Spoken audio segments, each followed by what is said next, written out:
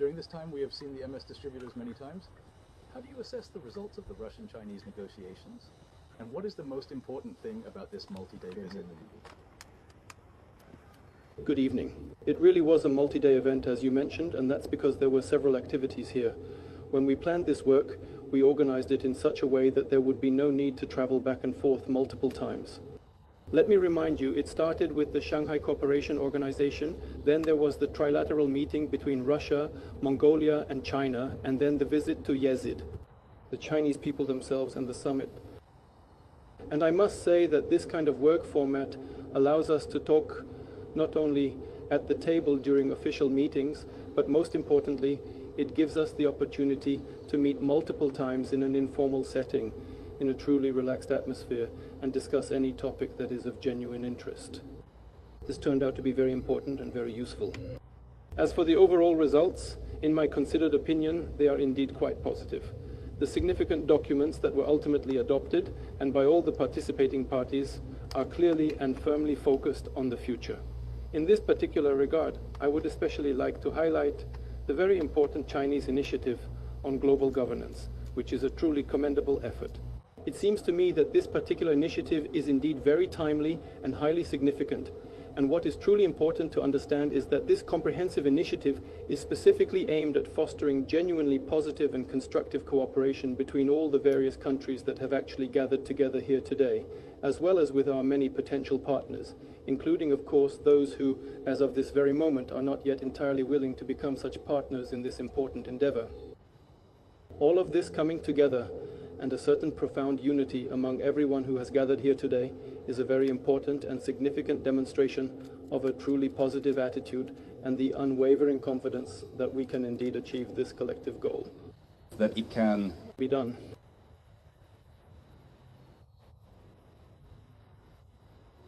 Hello. Yanis and Sonia Perfans, I will just continue your point regarding the real situation. A solid package of documents was signed. And probably first and foremost, these are documents related to the Siberia 2 project. This project has actually become the leitmotif of all high-level negotiations recently, and not as a demotivator regarding China's position in the world, as you consider the agreements reached. And it must be said that there is a point, the opinions that exist regarding relations between Russia and China in the world, and attempts to interfere with them by certain parties concerning their relationship with each other. To be completely honest, those individuals who genuinely do not even fully comprehend what you are truly talking about should absolutely focus their undivided attention on their current ongoing work and conscientiously pay significantly less attention to all sorts of unsubstantiated rumors and speculative conjectures, precisely as you have thoughtfully mentioned. This is indeed important work that has actually been steadily underway for a considerable period of time. We have been diligently discussing and meticulously negotiating it with our valued partners for quite a substantial while now. We carefully considered several distinct and viable routes, each presenting its own unique set of inherent pros and undeniable cons, and the intricate negotiations themselves have been continuously going on for more than an entire year. But as we both intimately know, the global economy, how precisely does it fundamentally function in different diverse countries around the world? For example, we are currently observing a noticeable recession in some specific places. Nevertheless, the broader world economy, especially within the dynamic Asia-Pacific region, is consistently developing and robustly expanding, and the crucial demand for essential energy resources is steadily growing, including within the resilient Chinese economy, which unequivocally continues to be one of the primary locomotives of the entire global economy, demonstrating impressive growth of over 5%. This significant growth is undeniably coming from a very solid and established base. Yes, their overall growth rate has indeed somewhat slowed down, but their fundamental economic base is still actively and robustly expanding. And once again, what we are truly seeing today is something profoundly different. Why is there such a substantial and continuous increase in global energy demand? Well, we've successfully reached a comprehensive and mutually beneficial agreement, and the extensive negotiations have been undeniably successful. You know, there's absolutely no charity involved here from either side. These are genuinely mutually beneficial agreements, meticulously implemented on sound market principles, specifically based on the prevailing market conditions unique and particular to this region. By the way, the established price for this particular product is also determined not solely by today's immediate situation, but rather strictly according to certain well-established and clearly defined criteria. This entire issue is purely objective, inherently market-driven, and entirely transparent. So there is a steadily growing and substantial demand in China, and there is also the readily available capability to reliably supply this essential resource. In the final analysis, this isn't directly tied to our recent meeting. It's simply the culmination and direct result of many, many years of diligent and collaborative work by the economic entities on both sides, diligently working towards common goals. Of course, this particular approach will undoubtedly create significant competitive advantages for our valued Chinese friends because, and I must reiterate this crucial point, they will be consistently receiving the product at genuinely fair, transparent, and truly market-based prices, not at any artificially inflated or arbitrarily set rates whatsoever. And perhaps most importantly, this represents a remarkably stable and entirely reliable supply chain for them. Everyone is happy with these results, to be honest, no. If you recall, in our previous company, we did not manage to expand into new markets. Overall, through Mongolia, we will have 50 billion, whereas now we have 38, and there are a couple more routes that will also increase. In total, it will amount to over 100 billion. May I?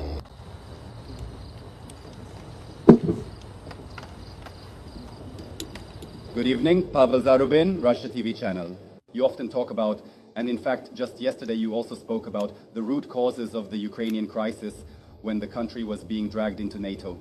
But now we see that European leaders who are making statements and discussing certain security guarantees for Ukraine are almost entirely focused on the issue of deploying their troops in Ukraine. At the same time, many continue to insist on Ukraine joining the EU, but we can also see that the European Union is rapidly, right before our eyes, turning from what was once an economic union into something resembling a military political bloc with almost constant aggressive decisions and aggressive statements. How do you assess all these developments? I agree with those who believe that every side has the right to choose, to independently choose its own system for ensuring security. This applies to all countries, including Ukraine. But this also means that the security of one side cannot be ensured at the expense of undermining the security of another side, in this case, the Russian Federation. We have always opposed Ukraine becoming a member of the North Atlantic Bloc, but we have never questioned its right to conduct its economic affairs and manage its people's livelihoods as it sees fit. This applies to that as well. May I continue about Ukraine? Hello, Vladimir Vladimirovich. When people now discuss the efforts of Russia and the United States for a peaceful settlement in Ukraine, the formula of security guarantees in exchange for territory is being mentioned more and more often. Accordingly, regarding what you would discuss with Trump in Alaska, and what do your words mean when you said that Russia is ready to join in developing these guarantees, who, in your opinion, should be the guarantors? And if I may, a question from the Brazilian side. And is there any point in meeting with him under the current conditions? Is it possible to reach any agreements at such a meeting? Thank you. The first part. Here are the efforts of the United States. There are speculations of a security guarantee formula in exchange for territory. No, we have never raised the question in that way, nor have we discussed it like that. Security guarantees are natural. I often talk about this. We proceed from the fact that every country should have these guarantees, a security system, and that includes Ukraine. But this is not connected to any such exchanges, especially not to territorial exchanges. Frankly speaking, we are fighting not so much for territory, but for human rights and for the rights of the people living in these territories, to speak their own language, to live within their own culture, within the traditions passed down from previous generations, from their fathers, from their grandfathers, and so on. That is above all what this is about. And if these people, through electoral democratic procedures, including referendums, have expressed their will to be part of the Russian Federation, then that opinion must be respected. This is what democracy is. I would like to remind those who seem to have forgotten. Moreover, this fully complies with international law. I would also like to remind you of the very first articles of the United Nations Charter, where the right of nations to self-determination is explicitly stated. But we do not link this to other territories, guarantees, or anything like that. Of course, these are close and active matters, but we do not directly connect them. And so we do not raise this question during discussions in the UN either. As for a possible meeting with Mr. Zelensky, I have already spoken about this. In general, I have never ruled out the possibility of such a meeting. Is there any point in these meetings? Look, let's take a look. According to the Constitution of Ukraine, some may agree with it, some may not, but you just need to read it carefully. There are simply no provisions in the Constitution of Ukraine for extending the powers of the President of Ukraine. None at all. He was elected for 5 years. 5 years have passed. That's it. It's over, Mr. Morozovich. There is a provision stating that under martial law, elections are not held. Yes, that's true. But that does not mean the President's powers are extended.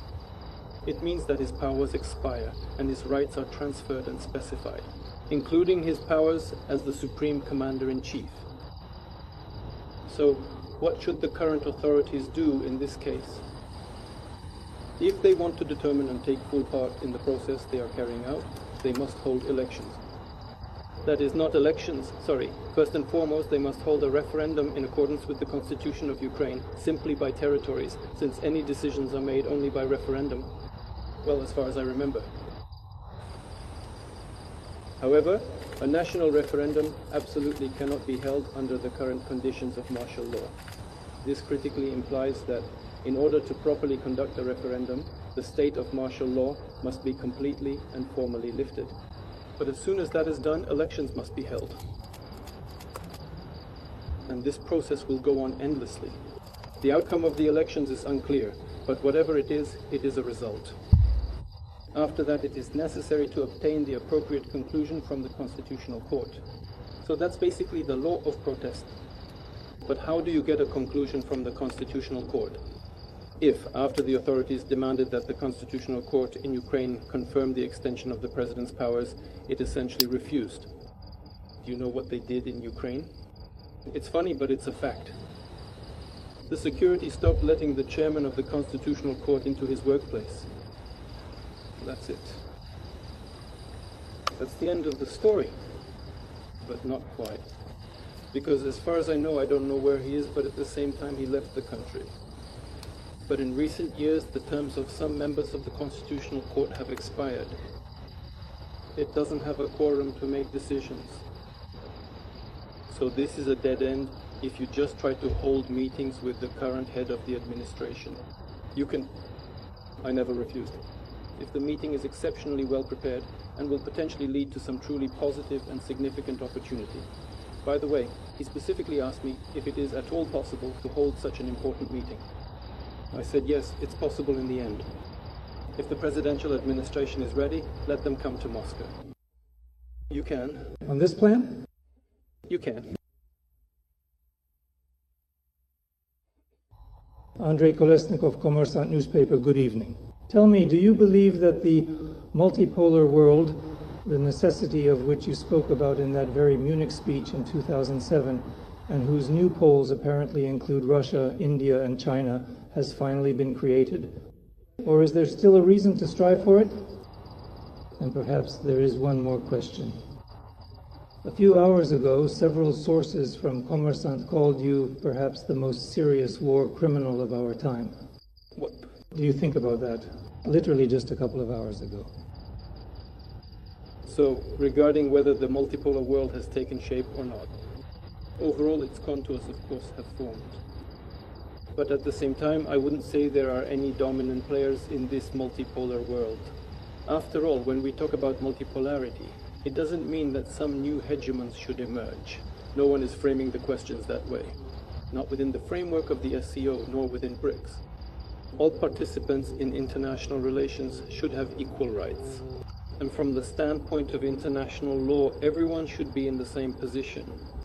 Yes, of course, there are indeed prominent economic giants, such as the rapidly developing nation of India, the immensely powerful and influential country of China, and by the way, our country is proudly positioned among the top 4 largest and most impactful countries in the entire world when measured by purchasing power parity, a crucial economic indicator.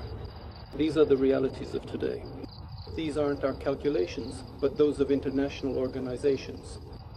But that doesn't mean that anyone should dominate politically or in any other sphere, including in the area of security. That's why we do not proceed from the idea that new dominant states should emerge. Everyone should be equal. As for the captivating and intriguing stories you have just mentioned to me,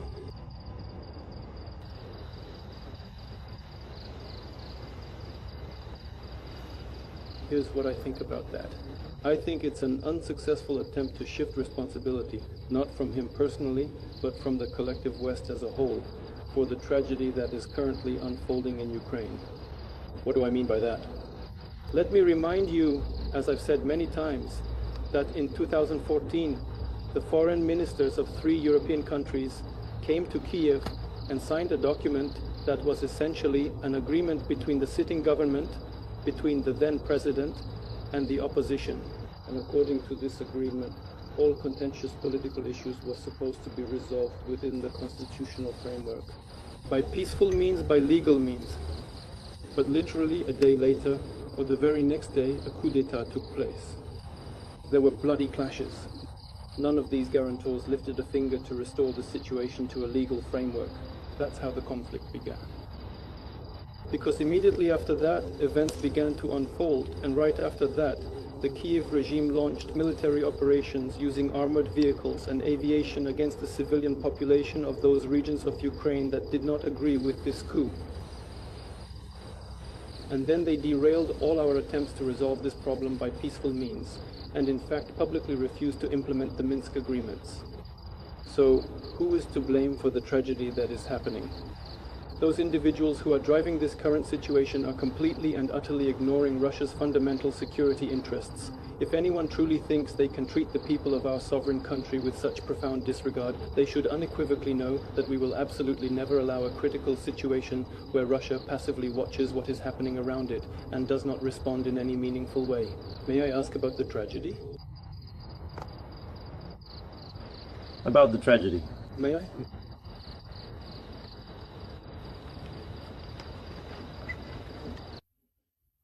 Good evening. Olga Skabeva, Russia TV channel. In Europe, there is increasing and louder talk about the need to take our money, $300 billion, and give it to Ukraine. Of course, there are still those who, in an old-fashioned way, believe that this is not quite proper and very dangerous. But there are more people who are ready to push for and force through this theft. What is your attitude toward this? And another important question about the special operation. Vladimir Vladimirovich, is there a chance that it will end in the near future? How do you feel about this?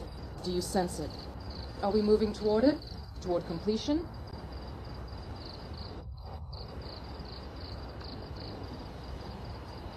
Let me start answering.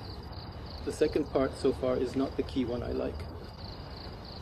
Back in 2022, we proposed to the authorities in Kiev to respectfully consider the choice of those people who live in the newly joined territories, and to withdraw their troops from there and end this conflict at a minimum. And I must say that overall, this did not provoke a full-scale invasion, but after, at the insistent urging of our Western partners, we withdrew our troops from Kyiv, the situation immediately changed, and we were told, almost verbatim, the following. Now we will fight until either you have your head torn off or, as you told me in the room, this is not personal time. That's more or less how it sounded. Only in harsher terms, but quite openly, and somehow it sounds strange coming from a comrade. So now it's either or, either or. This all continues. As for me, I continue to firmly believe that if common sense, which is often a rare and valuable commodity in complex geopolitical situations, ultimately prevails and guides the discussions, it will indeed be entirely possible to agree upon a mutually acceptable and equitable way to definitively end this significant and deeply problematic distortion. This conviction is particularly strengthened by observing the current mood and diplomatic approach of the present US administration, which appears to be markedly different and more conciliatory when compared to the very frank, often confrontational and unyielding positions previously articulated by the Trump administration. Therefore, it is becoming increasingly apparent that this is not merely a superficial or rhetorical call for resolution, but rather a profound and sincere desire, a genuine commitment to actively seek and ultimately find a comprehensive and lasting solution to the underlying issues at hand. It seems to me there is a certain light at the end of the tunnel. Let's see how the situation develops. If not, then we will have to solve all the tasks set before us by military means. About Europe, you didn't Answer. If possible, about the city, our money. You know, we've said this many times. There's nothing new to say. We've said some want to take it, some don't. Those who are smarter don't want to. Yes, that's true. Even without any irony and without trying to attack anyone. Because those individuals who are truly smarter are precisely the people who diligently work within the intricate fields of finance and economics. They profoundly understand that this particular action would fundamentally and irrevocably destroy all the established principles of international economic and financial activity, leading to widespread disruption. And it would cause enormous harm to the entire world economy and international financial activity. Because even now, in many countries around the world, alliances are being formed that are trying to implement their own economic development plans within specific regions. In this particular case, economic separatism will only intensify further. And what exactly will happen to the overall global financial and economic order in the long run? May I have a transit permit? Just a moment, just a moment.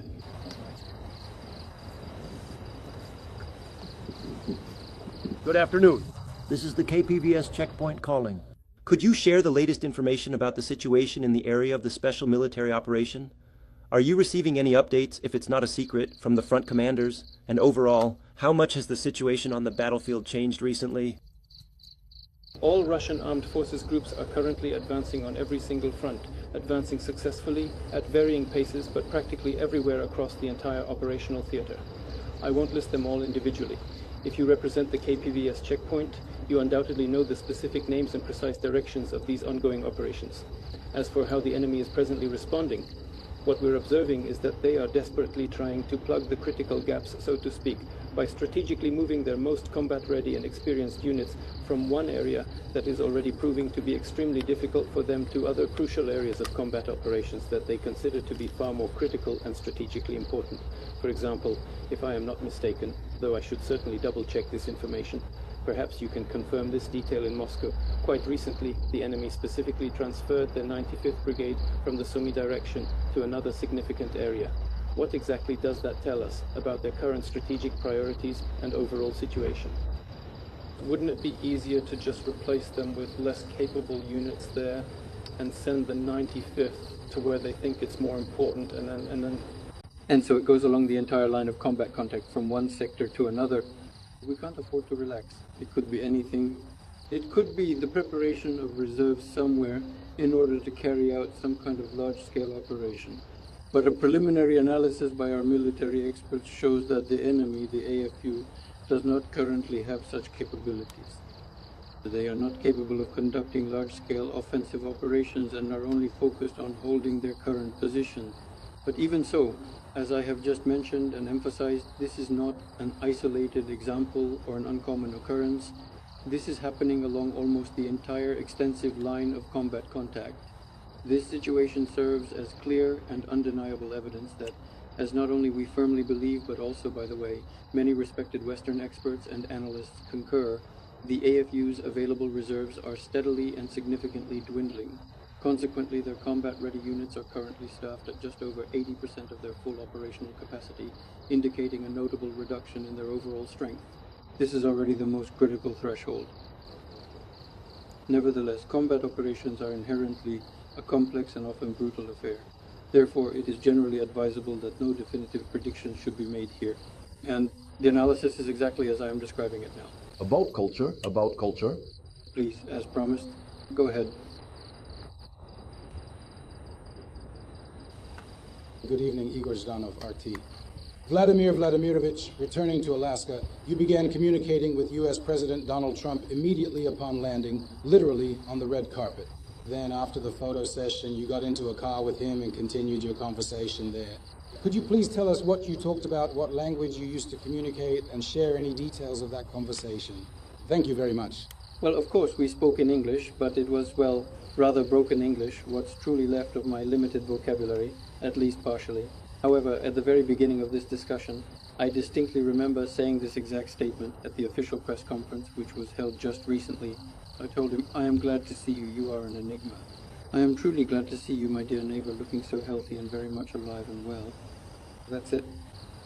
Then we rode in the comfortable, spacious limousine for about 30 brief, fleeting seconds and exchanged a few general, polite, and rather unremarkable phrases. You talked about fashion for a whole hour. I was telling him it's no secret. I was telling him extensively about what we had thoroughly discussed during the crucial negotiations in the beautiful state of Alaska. Now, All right, then. We are all set. A cultural question? what question? A cultural question. Yes. All of them are indeed cultural aspects. Our ties with China are developing not only in the fields of economy and energy, but also in the sphere of culture. One of the landmark events of this year is the release of the joint film Red Silk. And you spoke about this to Xi Jinping during his visit to Moscow in May, and mentioned it during your interview with the Xinhua news agency. So tell us, will there be more projects like this? And perhaps you had a chance to watch Red Silk as well. If so, could you share your impressions? Thank you. Actually, this was Chairman Xi Jinping's own idea. We were together at one of the events, and I pointed out that it is very difficult for our producers to break into the Chinese market. He smiled slyly and said, "Why don't we create joint projects and then the market will be open?" And indeed, that's exactly how it is. And now one of the first examples of this is Red Silk. I haven't seen this film myself, but I know there was a presentation here literally tomorrow or the day after. Overall, from what I've heard, it's quite popular and people watched it with pleasure. And of course, we have a good foundation to build on. It would be truly interesting to ask the esteemed Minister of Culture about this particular matter, or more precisely about all the comprehensive plans and initiatives that currently exist in this specific regard. However, as far as I am reliably informed, significant work is already actively underway on other joint cinematic productions and collaborative film projects even at this very moment. This is truly a very good and effective way to work and operate within the huge, powerful, and incredibly attractive Chinese market, which offers immense opportunities. May I please continue? Please do.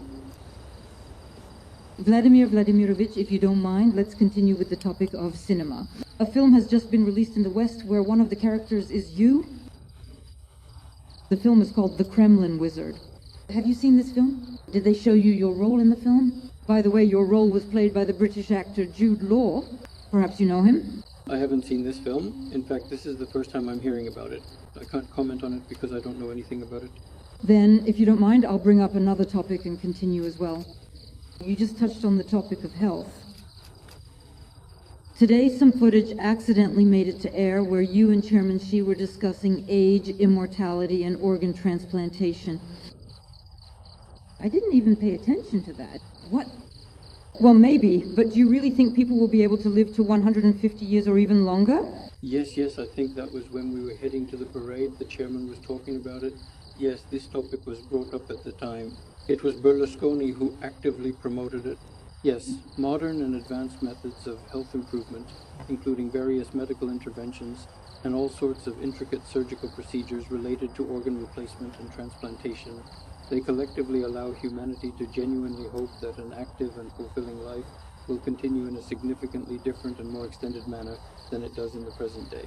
The average age is the same in different countries, but nevertheless, life expectancy will increase significantly. You know, I actually don't remember for which year these UN data are, but I think it's for the 2050s. I need to check, I might be mistaken, but I'll generally explain what it's about. By that particular year, I think it explicitly states there will be significantly more people over the age of 65 on our entire planet than there will be 5 or 6-year-old children. This demographic shift will inevitably have profound social, political, and economic consequences that will impact societies globally. This is also a crucial something to carefully consider when we extensively talk about human life expectancy and its future implications. Vladimir Vladimirovich, may I ask a question about the program? Let's maybe ask the last question about the SCO. Please tell us, returning to the topic of your visit, to the program of your visit, this SCO summit was probably the largest in the entire history of the organization. What is the role of this organization in today's turbulent world? And can the SCO become a kind of political alliance that will more effectively counter threats coming from the West? Thank you. The SCO is not intended to oppose anyone. We do not set such a goal for ourselves. And I want to draw your attention to the fact that during the discussions, during the bilateral meetings, not once in these 4 days did anything arise that could be called block-based thinking. Everything for us is focused on work.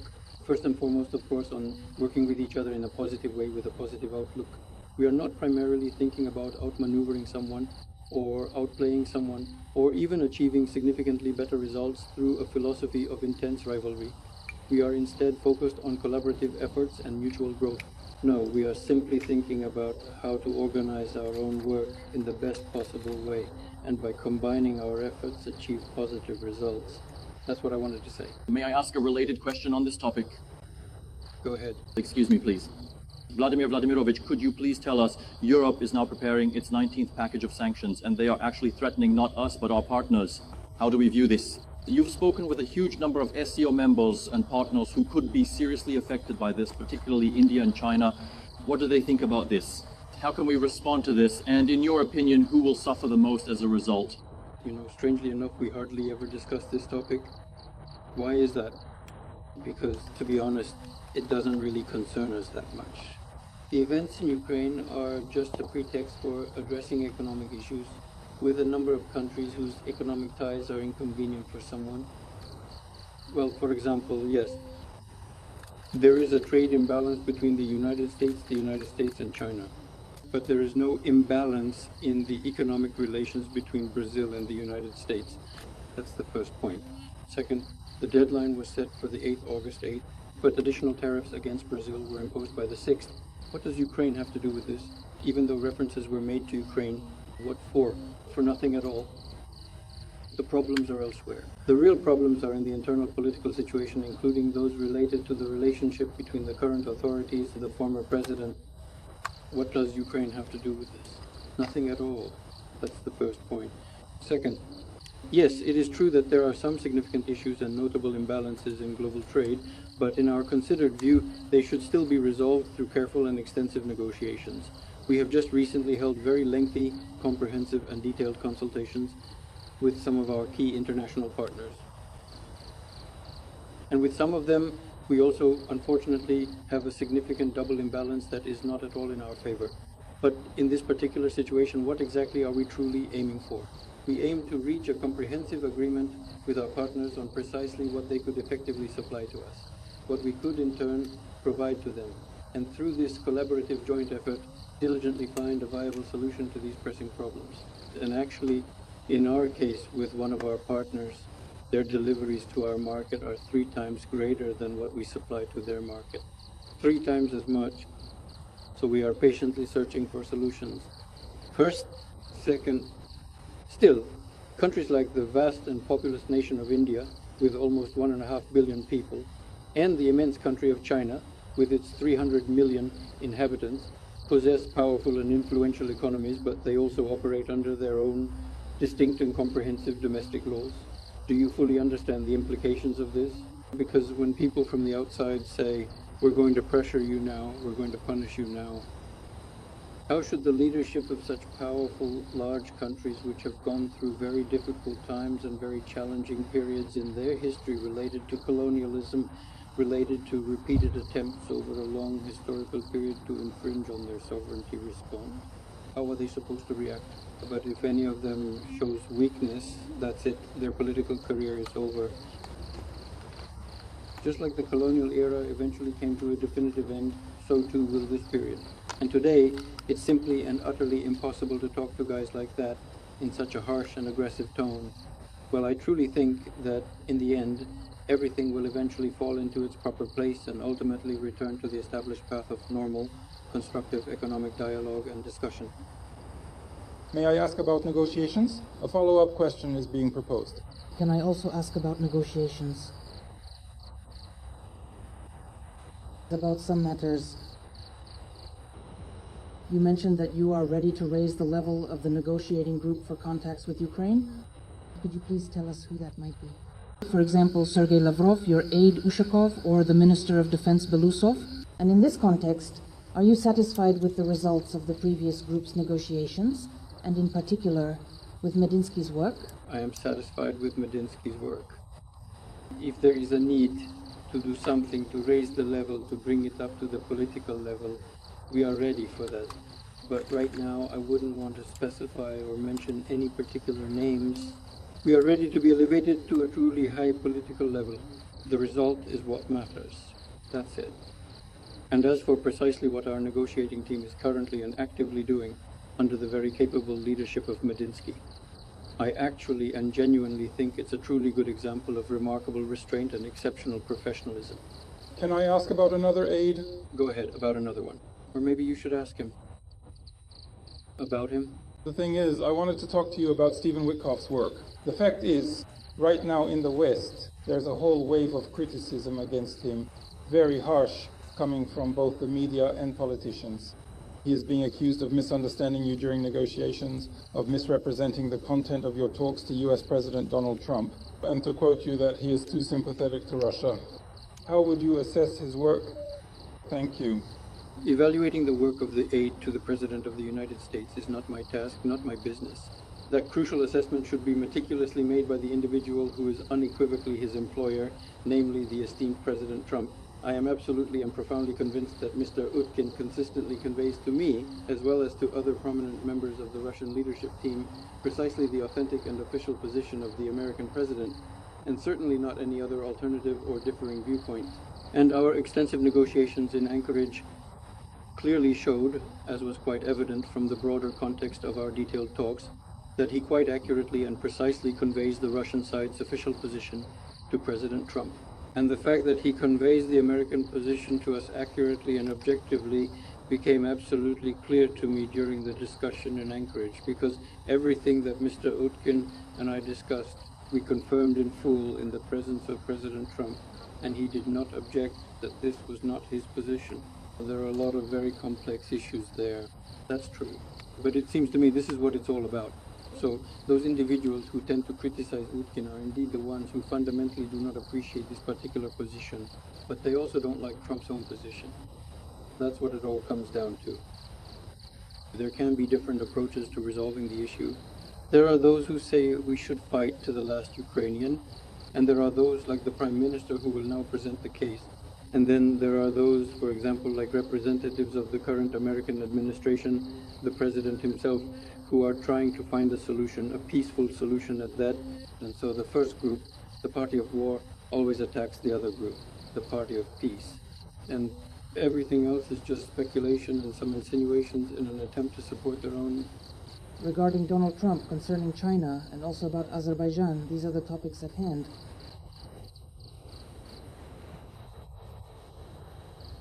Today, even before the parade, Trump commented. He actually commented on the parade itself and said that he hopes everyone will remember the American soldiers who helped during World War II. And he wrote a phrase, "It's unclear whether it was sarcastic or not. Give my warmest regards to Vladimir Putin and Kuchma while you're building a fence against the USA." How do you think one should comment on something like that? The President of the United States has a sense of humor. Everyone understands that. Everyone knows it well. That's it. I've developed a good relationship with him. We communicate with each other. We call each other by our first name. I can tell you this, and I hope he hears it too. As strange as it may seem, throughout these 4 days, during all sorts of negotiations, both in informal and formal settings, not once did anyone express any negative opinions about the current American administration. That's the first point. Second, every single one of my interlocutors, I want to emphasize absolutely everyone supported our meeting in Anchorage. Well, everyone. And everyone expressed a profound hope that the diplomatic position of President Trump, along with Russia and indeed the other participants involved in these crucial negotiations, would ultimately lead to a definitive end to the armed conflict. And I say this without any trace of irony and certainly without any jokes. Since I am saying this publicly and people all over the world will see and hear it, this is the best guarantee that I am telling the truth. Why? Because the people I spoke with over the past 4 days will also hear this, and they will definitely say, yes, that's true, and I would never have said this if it weren't so. Because then, you see, I would undoubtedly look quite bad in front of my esteemed friends, my trusted allies, and my important political partners. That indeed is precisely how the situation was. And once again, I truly want to return to what I previously said to your respected colleague, the one position directly to my right, just as I mentioned earlier. The activities of the SCO, the activities of our partners, including our partner countries, are not aimed at fighting anyone, but rather at seeking the best ways to develop ourselves, our countries, our peoples, and our families. Can we do that now? Please. Ria Novosti, Olga Samsonova. Vladimir Vladimirovich, recently various kinds of statements have been made from Baku regarding Russia. And we would like to know from you how you yourself assess the current state of relations between our two countries. What actually happened between us and how can we improve the dialogue? You said you wanted to ask a question, but you asked four at once. May I answer briefly? Well, in the complex relations between sovereign countries, such significant questions always inevitably arise based upon the current situation of the political establishment. There are indeed problems, but today President Aliyev and I cordially exchanged greetings with him, his esteemed wife, and their two beloved sons. But I believe that the fundamental relationship between Azerbaijan and Russia and the mutual interest in its development will ultimately put everything in its proper place. Vladimir Vladimirovich, may I? Yes, please. I would really appreciate that. Komsomolskaya Pravda, Valentin Alfimov. Valentin Alfimov, Komsomolskaya Pravda. Vladimir Vladimirovich, today we've talked a lot about peace in Ukraine, about agreements between countries, about what Europe is proposing, and what people in Ukraine are afraid of. What is your opinion? But it seems to me that we haven't touched on one question, perhaps the most important one. You regularly... Every time it's called the most important one. You consistently and regularly receive comprehensive reports directly from the dynamic front lines of the conflict, and we are fully aware that you frequently communicate with the dedicated commanders and brave soldiers who are actively serving in the arduous trenches. What do they say about peace? Are they truly ready to accept a comprehensive ceasefire agreement, or perhaps these significant agreements, or do they absolutely insist on going all the way right to the very bitter end to achieve a truly victorious and conclusive outcome? The overwhelming majority of them, I want to emphasize the overwhelming majority, support Russia achieving all the goals set at the start of the special military operation. Everything else is of secondary importance. As for how best to do it, of course, we don't have all the answers. We have repeatedly made proposals to the other side, both literally and figuratively, that they find unpleasant. Let's see how this process develops further, including with the assistance of the current administration. Vladimir Vladimirovich. Please. This could go on for quite a while. No, we're going to wrap up now. And at the summit... Excuse me, I must ask, you're making people uncomfortable. There's a line and no one is slacking off. Vladimir Vladimirovich, Alyona Fedova, Izvestia newspaper. At the summit in Anchorage, you invited Donald Trump to visit Moscow and meet with you there. Could you please tell us if any preparations are underway for this meeting, if there are already any agreements, and perhaps even approximate dates for the meeting? No dates are known. No preparations for the meeting are being made. That's it. But the invitation is still on the table. Vladimir Vladimirovich, please. Well, I'll ask something again.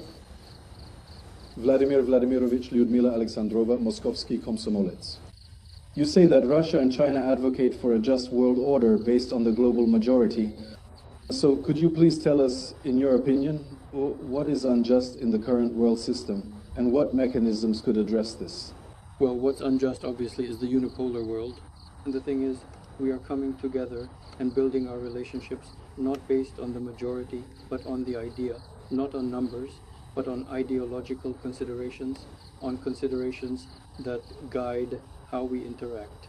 And the idea, as I have already mentioned, is that the world should be multipolar, which means that all participants in international relations must be equal, and there should be no one who is more equal than others. And the unipolar world must cease to exist, including in the interest of those, at least the peoples of those countries, whose leadership still defends this outdated and one could say already obsolete system. Let's end on that note. Thank you very much.